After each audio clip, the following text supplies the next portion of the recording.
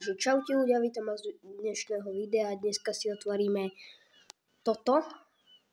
Si otvoríme Legendary Stardrop plus Power Meal. Takže môžeme ísť na to. Kelp Soda na Super a Legendary Stardropa. Hádam nám padne niečo dobré, aj keby mi padla úplne nejaká treška, tak vám to tu dám, lebo chcem vidieť, čo mi na to poviete. Hej, akože ja samozrejme viem, že či je to dobré alebo nie, hej, ale bez vykecávania si to otvoriť. A Ježiš, toto, čo to je, kurňa. Takže kliknem si to. No, skin. Čo k tomu povedať?